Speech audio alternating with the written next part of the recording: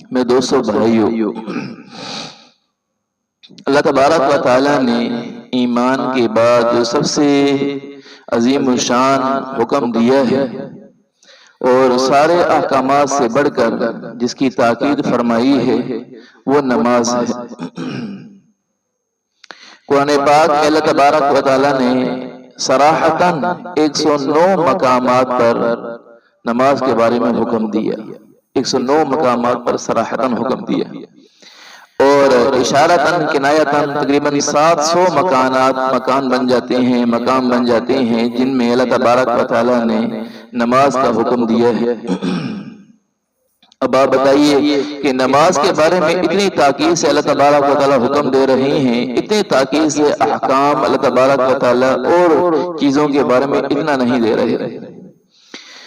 اور باقی جتنی بھی چیزیں ہیں، جتنے بھی عبادات ہیں، ان کے بارے میں اللہ تبارک و تعالیٰ نے اتنی وضاحت کے ساتھ ان کے بارے میں حکم نازل نہیں فرمائے جتنا اللہ تبارک و تعالیٰ نے نماز کے بارے میں وضاحت کے ساتھ قرآن پاک میں حکم بیان فرمایا۔ مریض ہے تو نماز کیسے ادا کرے اس کے بارے میں بھی بتا دیا قرآن پاک میں۔ کوئی آدمی کھڑے ہو کر نماز نہیں پڑھ سکتا ہے تو بیٹھ کے پڑھ لے، بیٹھ کے نہیں پڑھ سکتا ہے تو لیٹ کے پڑھ لے۔ کوئی آدمی سفر میں ہے تو نماز کیسے ادا کرے اللہ تبارک و تعالیٰ بیان فرما رہے ہیں۔ اور نماز کے بارے میں اللہ تبارک و تعالیٰ نے کتنا عظیم الشان معاملہ فرمایا ہے کہ اپنے حبیب صلی اللہ علیہ وسلم کو اپنے پاس بلایا اور نماز کا تحفہ عطا فرمایا اللہ تبارک و تعالیٰ نے۔ سورہ مدثر کے اندر تو اللہ تبارک و تعالیٰ نے اشارہ فرما دیا تھا نماز کے بارے میں، لیکن اللہ تبارک و تعالیٰ نے معراج کی رات اپنے حبیب صلی اللہ علیہ وسلم کو تحفہ دیا ہے نماز کا۔ اور نماز ایک ایسا حکم ہے جو پچھلی جو امتیں گزری ہیں بہت سارے انبیاء کو اللہ تبارک و تعالیٰ نے تقریباً ہر نبی کو ہی اللہ تبارک و تعالیٰ نماز کا حکم دیا۔ قرآن پاک میں بھی کئی اشارے ملتے ہیں، جیسے کہ نبی کے بارے میں قوم کہنے لگی اصلاتک تأمرک ان نترک ما یعبد آباؤنا، کیا تیری نماز ہمیں حکم کرتی ہے کہ ہم اپنے آباء و اجداد کی جن کی عبادت وہ کرتے تھے اس کی عبادت سے باز آ جائیں؟ کیا تیری نماز ہمیں حکم کرتی ہے؟ اور حضرت زکریا علیہ السلام کے بارے میں آتا ہے کہ ان کے طرف جو ہے وہ فرشتے آئے اور اس حال میں کہ وہ محراب کے اندر نماز پڑھ رہے تھے۔ تو دیکھیے یہ نماز کا حکم اللہ تبارک و تعالیٰ پہلے نبیوں کو بھی دے رہے ہیں، اگرچہ کیفیت میں اختلاف ہے کہ نماز ان کی کس طرح تھی ہماری کس طرح ہے، لیکن نماز کا حکم اللہ تبارک و تعالیٰ نے پچھلی امتوں کو بھی عطا فرمایا۔ اور نماز کا حکم اللہ تبارک و تعالیٰ نے قرآن پاک میں کئی مقام پر نماز کا حکم ارشاد فرمایا، اور نماز کی وجہ سے جو آدمی کو فائدے حاصل ہوتے ہیں ان کے بارے میں بھی فرما دیا۔ قرآن پاک میں ارشاد فرماتے ہیں اقیم الصلاۃ، نماز قائم کرو، ان الصلاۃ تنہی عن الفحشاء والمنکر، بلا شبہ نماز آدمی کو فحش کلاموں سے اور برائیوں سے روکتی ہے۔ تو باطنی گناہ ان سے بھی نماز روکتی ہے اور ظاہری گناہوں سے بھی نماز روکنے کا ذریعہ بنتی ہے۔ یعنی فحش ایسے گناہ کہ جن کی برائی لوگوں پر واضح ہے وہ ان برائیوں سے بھی نماز روکنے والی ہے، اور منکر وہ برائیاں جو لوگوں پر یعنی جن کی برائی لوگوں پر واضح نہیں ہے ان برائیوں کے بارے میں بھی اللہ تبارک و تعالیٰ کی یہ نماز آدمی کو روکنے والی ہے۔ اور نماز کے اندر دیکھی تو صحیح کہ بندہ اپنے سر کو، جو مبارک ترین مقام ہے بندے کا انسان کی جسامت میں، اپنے سر کو جھکاتا ہے۔ اسی لیے تو اللہ کے نبی صلی اللہ علیہ وسلم نے ارشاد فرمایا جس کا مفہوم کہ نماز کا درجہ دین میں ایسے ہی ہے جیسے کہ سر کا درجہ جسم میں ہوتا ہے۔ تو اس لیے اس مبارک سر کو، جسم کا جو مبارک حصہ ہے اس کو مبارک عمل کے لیے جھکایا جا رہا ہے، یہ اللہ تبارک و تعالیٰ کی طرف سے حکم دیا جا رہا ہے۔ اور اللہ کے نبی صلی اللہ علیہ وسلم کی حدیث مبارکہ ہے، صلی اللہ علیہ وسلم نے ارشاد فرمایا اس کا مفہوم کہ اس آدمی کا کوئی امانت داری نہیں، اس آدمی کی کوئی دین نہیں ہے، کوئی امانت داری نہیں ہے، کوئی اس کا دین میں حصہ نہیں ہے، اس کا دین سے کوئی واسطہ نہیں ہے جو نماز نہ پڑھتا۔ اب آپ بتائیے کہ اللہ کے نبی صلی اللہ علیہ وسلم کتنا ناراض ہو رہے ہیں اس آدمی پر جو نماز نہ پڑھتا ہو، فرمایا اس آدمی کا دین سے کوئی تعلق ہی نہیں۔ اور اللہ اللہ کے نبی صلی اللہ علیہ وسلم تو ان لوگوں پر اتنا سخت ناراض ہیں، ان لوگوں پر اتنا سخت ناراض ہیں جو نمازیں مسجد میں جماعت کے ساتھ ادا نہیں کرتے ہیں، گھروں میں نماز ادا کرتے ہیں، ان پر اتنا سخت ناراض ہیں کہ اللہ کے نبی صلی اللہ علیہ وسلم ارشاد فرماتے ہیں کہ میرا دل چاہتا ہے کہ چند جوانوں سے کہوں بہت سا ایندھن اکٹھا کر کے لائیں اور جا کر میں ان لوگوں کے گھروں کو جلا دوں جو بلا عذر کے گھروں میں نماز پڑھ لیتے ہیں۔ یعنی ان لوگوں کے بھی اوپر کہ جو نماز جماعت کے ساتھ ادا نہیں کرتے ہیں، گھروں میں پڑھ لیتے ہیں، ان پر اتنا سخت ناراض ہیں تو جو سرے سے نماز پڑھتا نہ ہو ان کے بارے میں بتائیے آپ حضرات کہ ان کے بارے میں اللہ کے نبی صلی اللہ علیہ وسلم کی کیا رائے ہوگی؟ اس لیے تو فرما دیا کہ مومن ایمان والے اور غیر مسلم کے درمیان جو فرق کرنے والی چیز کیا ہے؟ نماز۔ اس لیے تو بعض محدثین یہ کہتے ہیں کہ جو نماز نہ پڑھتا ہو یہ آدمی اسلام سے نکل جاتا ہے۔ تو اب اتنے سخت وعیدیں ہیں نماز چھوڑنے کی وجہ سے، تو بتائیے کوئی آدمی اللہ کے حکم کو پورا نہ کرے اور پھر بھی بے فکری کی حالت میں پھر رہا ہو، کتنی بڑی نادانی ہے۔ سفیان ثوری رحمۃ اللہ علیہ فرماتے ہیں کہ اللہ کے نبی صلی اللہ علیہ وسلم کے صحابہ رضی اللہ تعالی عنہم اجمعین کی کیا کیفیت ہوتی تھی نماز کے بارے میں۔ فرمایا صحابہ بھی رضی اللہ تعالی عنہم اجمعین وہ خرید و فروخت کرتے تھے، لیکن ان کی خرید و فروخت انہیں اللہ کی عبادت سے نماز سے غافل نہیں کرتے تھے۔ فرمایا حضرت عبداللہ بن عمر رضی اللہ تعالیٰ عنہ فرماتے ہیں ایک دفعہ وہ بازار میں تھے، اذان ہوئی تو لوگ اپنی اپنی دکانوں کو بند کر کے نماز کے لیے چلے گئے، تو انہوں نے فرمایا اللہ تبارک و تعالیٰ نے یہ آیت اتاری فرمائی کہ اللہ تبارک و تعالیٰ کہ ہاں یہ کتنے محبوب لوگ ہیں، یہ لوگ جو اپنے بازاروں میں اپنے کاروبار کو چھوڑ کر کاروبار کو بند کر کے نمازوں کے لیے چلے گئے ہیں۔ فرمایا قرآن پاک میں اللہ شاہ فرماتے ہیں رجال اللہ تلہیہم تجارت ولا بیع عن ذکر اللہ، کہ یہ ایسے لوگ ہیں صحابہ کہ ان کی خرید و فروخت ان کو اللہ کی عبادت سے غافل نہیں کرتی ہے، اللہ کی یاد سے غافل نہیں کرتی ہے، کہ یہ اپنے کاروباروں کو بند کر دیتے ہیں کہ جب اللہ کا حکم سامنے آ جاتا ہے۔ تو یہ ایک عام مزاج تھا حضرات صحابہ کرام رضی اللہ تعالیٰ عنہ کا۔ حضرت عمر رضی اللہ تعالیٰ عنہ جب ان کو خنجر لگا ہے، جب اللہ کے دشمن ابو لؤلؤ فیروز نے جب ان کو خنجر مارا تھا تو حضرت عمر رضی اللہ تعالیٰ عنہ شدید زخمی تھے، اور یعنی ایک رات بیچ میں گزری، ایک رات بیچ میں گزری۔ صبح کے وقت لوگوں نے نماز کے لیے بلایا، جب وہ ہوش میں آئے، جب لوگوں نے نماز کے لیے بلایا تو ان کے جسم سے خون رس رہا تھا، خون بہ رہا تھا۔ اس حالت میں بھی وہ نماز پڑھنے کی تشریف لائے اور فرمایا ہاں جو آدمی نماز نہ پڑھے اس کا اسلام سے اس کا دین سے کوئی رشتہ نہیں ہے، کوئی واسطہ نہیں۔ ایسی حالت میں بھی شدید زخمی ہیں پھر بھی نماز پڑھنے کے لیے تشریف لا رہے۔ اور اللہ کے نبی صلی اللہ علیہ وسلم کا جب مرض الوفات ہے، جس بیماری میں اللہ کے نبی صلی اللہ علیہ وسلم نے دنیا سے پردہ فرمایا ہے، اس وقت میں اللہ کے نبی صلی اللہ علیہ وسلم کچھ افاقہ محسوس فرماتے ہیں تو دو صحابہ حضرت عباس رضی اللہ تعالیٰ عنہ، حضرت علی رضی اللہ تعالیٰ عنہ، ان دونوں کے کندھوں پر ہاتھ رکھ کر ان کے سہارے سے اللہ کے نبی صلی اللہ علیہ وسلم مسجد میں تشریف لاتے ہیں، اور آ کر ابوبکر صدیق رضی اللہ تعالیٰ عنہ امامت فرما رہے تھے، ان کے ساتھ مصلی پر بیٹھ کر آپ صلی اللہ علیہ وسلم نے نماز ادا فرمائی۔ اپنی زندگی میں ہی حضرت ابوبکر صدیق رضی اللہ تعالیٰ عنہ کو اللہ کے نبی صلی اللہ علیہ وسلم نے مصلی پہ کھڑا کر دیا تھا۔ تو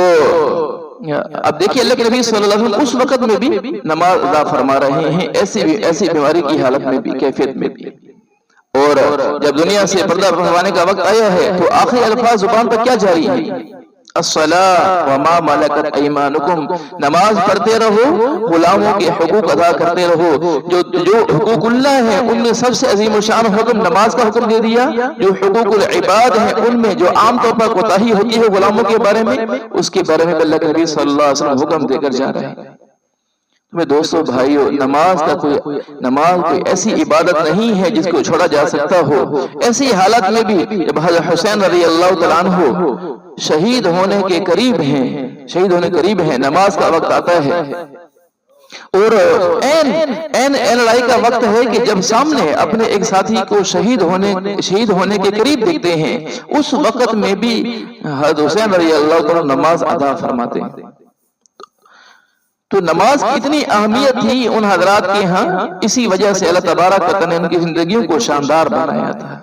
اسی وجہ سے ان کی زندگیوں کے اندر سکون تھا، راحتیں تھیں، ان کی زندگی خوشیوں سے بھری ہوئی تھی۔ جب امت نے نمازیں چھوڑی ہیں تو اب حالت یہ ہے کہ اب دین سے دوری اتنی ہوتی جا رہی ہے کہ بہت سے لوگ تو ایسے ملیں گے آپ کو جن کو نماز کے الفاظ تک یاد نہیں۔ وجہ کیا ہے کہ جن الفاظ کو بار بار دہرایا جاتا ہے وہ یاد رہتے ہیں۔ تو مطلب یہ ہوا کہ نمازیں یاد کی بچپن میں، لیکن جب مسلسل نماز چھوڑتے رہے تو اب نماز کے الفاظ زبان پر جاری ہی نہیں ہوتے۔ آپ دیکھتے نہیں ہیں کہ بہت سی دعائیں ایسی ہوتی ہیں جو بچپن میں یاد کی ہوتی ہیں، لیکن ان دعاؤں پر اہتمام نہ ہونے کی وجہ سے وہ بھول جاتی ہیں، حالانکہ ان دعاؤں کی وجہ سے بڑی برکات حاصل ہوتی۔ جیسے مثال کے طور پر بیت الخلاء میں جانے کی دعا ہے، اللہم انی اعوذ بک من الخبث والخبائث، اے اللہ میں آپ کی پناہ لیتا ہوں شیطان جنوں سے اور جنیوں سے۔ اور یہ جو بیت الخلاء ہے یہ تو ابلیس کا، یعنی کہ ابلیس کے شیطان کے ٹھہرنے کی جگہ ہے، وہ تو ان جگہوں پر راحت محسوس کرتا ہے، خوشی محسوس کرتا ہے۔ لہذا جو لوگ دعاؤں کا اہتمام نہیں کرتے ہیں، بہت سے لوگ بیماریوں میں، مختلف قسم کے وساوس میں مبتلا ہو جاتے ہیں۔ وجہ کیا ہے؟ دعاؤں کا اہتمام نہ ہونے کی وجہ سے۔ تو اب جب دعائیں پڑھنا چھوڑ دیا تو اب ایک عجیب سا لگتا ہے کہ دعا پڑھ کر کیسے داخل ہوں، مزاج نہیں بنا تو اب دعا کا خیال تک نہیں آتا ہے کہ دعا بھی اس موقع کی ہے۔ اللہ کے نبی صلی اللہ علیہ وسلم نے تو ایسی خوبصورت زندگی پیش کی ہے کہ آپ صلی اللہ علیہ وسلم نے ہر موقع کے اعتبار سے دعائیں بھی بتائی ہیں، اور آپ صلی اللہ علیہ وسلم نے اس موقع کے اعتبار سے جو عمل کرنا ہے وہ بھی اللہ کے نبی صلی اللہ علیہ وسلم نے کر کے بھی دکھایا۔ تو دوستو بھائیو، اللہ کے نبی صلی اللہ علیہ وسلم کی زندگی ایسی خوبصورت ہے کہ آپ صلی اللہ علیہ وسلم نماز کا کتنا اہتمام فرمانے والے ہیں۔ یہ تو فرائض کے بارے میں عرض کر رہا تھا، نوافل کا کس درجے کا اہتمام تھا، فرض کے ساتھ ساتھ نوافل کا کس درجے کا اہتمام تھا کہ اللہ کے نبی صلی اللہ علیہ وسلم ساری رات عبادات میں گزار دیتے، پاؤں مبارک پہ ورم آ جاتے تھے کھڑے کھڑے۔ بعض صحابہ رضی اللہ تعالیٰ عنہ مجمعین کا یہ مزاج تھا کہ گھر کے اندر 3 افراد ہیں، خود ہیں، بیوی ہے، ایک خادم ہے، تو گھر کے تو رات کے 3 حصے کر رکھے ہیں، رات 3 حصے کر رکھے کہ ایک حصے میں خود عبادت کرتے، ایک حصے میں گھر والی عبادت کرتی، ایک حصے میں اپنے جو گھر کا خادم ہے وہ عبادت کرتے۔ یہ مزاج بنا رکھا تھا، ساری رات عبادات میں گزار دیتے تھے، ساری رات۔ تو صحابہ رضی اللہ تعالیٰ عنہ مجمعین کے بارے میں آتا ہے کہ تتجافى جنوبهم عن المضاجع يدعون ربهم خوفا وطمعا۔ یہ حضرات صحابہ کرام رضی اللہ تعالیٰ عنہ مجمعین ایسی خوبصورت زندگی والے ہیں کہ ان کے پہلو رات کو خوابگاہوں سے جدا رہتے ہیں، یہ اپنے رب کو پکارتے ہیں خوف اور امید کی وجہ سے، ڈرتے ہیں کہ قیامت کے دن اللہ کے سامنے حاضر ہونا ہے، وہاں اللہ ہم سے پوچھے میرے بندے کیا لے کے آیا ہے، میں کیا لے کے حاضر ہوں گا، اور امید بھی رکھتے ہیں کہ میں یہ عبادت کر رہا ہوں، میرا اللہ مجھ سے راضی ہو جائے گا، اپنے فضل سے مجھے جنت عطا فرما دے گا، امید بھی لگاتے ہیں۔ تو ہماری امید تو ایسی لگی ہوئی ہے کہ نماز چھوڑتے ہیں اور نماز چھوڑنے کے بعد کہتے ہیں اللہ غفور رحیم ہے، اللہ معاف فرما دے گا، یہ ہماری امید کا معاملہ ہے۔ اور خوف کس درجے کا ہے کہ نمازیں سال سے چھوٹ رہی ہیں، پورا ہفتہ چھوٹ جاتی ہیں، صرف جمعہ کی نماز ادا ہو رہی ہے یا عید کی نماز ادا ہو رہی ہے، اور ہمارے خوف کا یہ حال ہے کہ بے فکری ایسی ہے کہ بھولے ہوئے کو بھی بھول گئے ہیں کہ بھولے کیا ہیں، کہ کچھ بھولے بھی ہیں، کچھ نماز کو چھوڑا بھی ہے، نماز نہیں پڑھی، ایک یہ فکر ہو کہ نماز رہ گئی ہے، ایک نماز کے رہ جانے کی جو فکر سوار ہونی چاہیے تھی وہ بھی ختم ہو گئی۔ آج معاملہ یہ ہے نماز کے بارے میں، اور یقین جانیے کہ بہت سے لوگ تو کہہ دیا کرتے ہیں کوئی بات نہیں، نماز سے مقصود تو ذکر ہی ہے، عبادت مقصود ہے تو نماز پڑھنے کی کیا ضرورت ہے، ذکر ہی کر لو۔ جیسے کہ بعض جو اپنے آپ کو ذکری شمار کرتے ہیں کہ نماز کا انکار کرتے ہیں، وہ کیا کہتے ہیں کہ نماز سے مقصود کیا ہے، اقیم الصلاۃ لذکری، نماز قائم کر ذکر کے لیے، لہذا اس کے لیے وضو کرنے کی کیا ضرورت ہے، ذکر کرو۔ بتائیے یہ مسلمان ہیں؟ اگر یہ مقصود ہوتا کہ صرف اس سے ذکر ہی مقصود ہے اور یہ جو عبادت کا طریقہ ہے، نماز کا طریقہ، اگر یہ مقصود نہیں ہے تو پھر اللہ کے نبی صلی اللہ علیہ وسلم نے اہتمام کیوں فرمایا ہے، شروع سے لے کر اب تک امت اس پر کاربان کیوں ہے؟ میں دوستو بھائیو، نماز کا حکم ادنا حکم نہیں ہے، عظیم الشان حکم ہے۔ اور سب سے پہلے نہ قیامت کے دن نماز کے بارے میں حساب ہوگا، نماز صحیح اور پوری نکل آئی تو باقی زندگی بھی صحیح ہوگی، نماز پوری نہ نکلی تو باقی اعمال میں ضرور کمی ہوگی، تو یہ لازمی امر ہے۔ آپ دیکھیے تو صحیح کہ جو نماز کا اہتمام کرنے والے ہیں عمومی طور پر یہ گناہوں سے بچنے والے ہوتے ہیں، عمومی طور پر۔ ہاں یہ الگ بات ہے، بعض لوگ یہ کہہ دیتے ہیں کہ جی فلاں شخص نماز بھی پڑھتا ہے، یہ بھی کرتا ہے، فلاں شخص، اللہ کے نبی صلی اللہ علیہ وسلم کے سامنے کچھ صحابہ نے عرض کیا یا رسول اللہ فلاں شخص رات بھر نماز پڑھتا ہے اور صبح ہوتے ہی چوری کرتا ہے،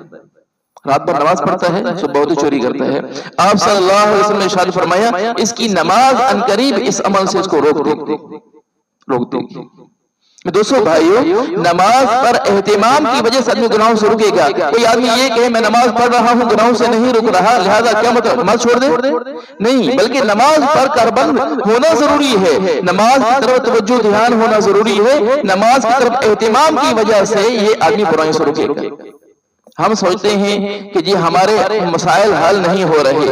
ہمارے مسائل حل نہیں ہو رہے، کوئی وظیفہ بتا دیجئے فلاں مسئلہ حل نہیں ہو رہا، کاروبار کا مسئلہ ہے، گھر کا مسئلہ ہے، اپنی زندگی کے حوالے سے کئی مسائل ہیں، کوئی وظیفہ بتا دیجئے کہ جو میں کئی دفعہ عرض کر چکا ہوں، جو پریشانیاں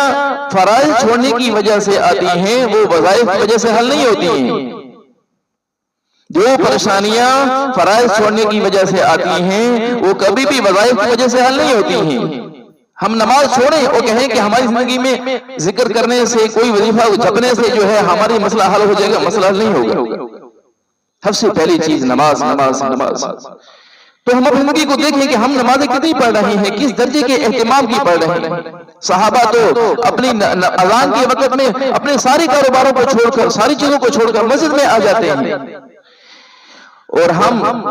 نماز کا وقت پورا ہوتا ہے اس وقت چھوڑتے ہیں۔ دیکھیے حضور صلی اللہ علیہ وسلم فرماتے ہیں جو آدمی 40 دن تکبیر اولیٰ کے ساتھ نماز ادا کر لے، 40 دن تکبیر اولیٰ کے ساتھ نماز ادا کر لے، یہ آدمی جہنمی بھی نہیں ہوگا، یہ آدمی منافق ہو کر بھی نہیں مرے گا۔